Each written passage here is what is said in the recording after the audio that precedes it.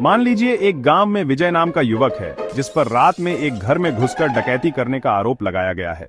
डकैती एक गंभीर अपराध है जिसमें केवल चोरी करना ही नहीं बल्कि डराना या हिंसा का प्रयोग करना भी शामिल होता है। मुकदमे के दौरान यह साबित हो जाता है कि विजय ने उस घर से पैसे और गहने चुराए, लेकिन यह साबित नहीं हो पाता कि उसने किसी को डराया या मारा। अब सवाल यह उठता है कि जब डकैती के लिए जरूरी तत्व जैसे हिंसा या डर साबित नहीं हुए तो क्या विजय को बरी कर दिया जाएगा? जवाब है नहीं। यहां पर सीआरपीसी की धारा 222 लागू होती है, जो कहती है कि अगर किसी बड़े अपराध का केवल एक हिस्सा ही साबित हो पाए तो आरोपी को उस छोटे या इंक्लूडेड अपराध के लिए दोषी ठहराया जा सकता है। विजय पर भले ही डकैती का आरोप था, लेकिन क्योंकि चोरी साबित हुई इसलिए अदालत उसे चोरी यानी आईपीसी धारा 369 के तहत सजा दे सकती है।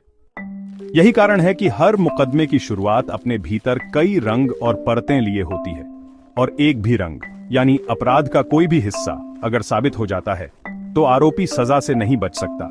इसलिए बचाव पक्ष को केवल मुख्य आरोप पर नहीं बल्कि उससे जुड़े हर संभावित छोटे अपराध या प्रयास पर भी पूरी रणनीति के साथ तैयार रहना चाहिए।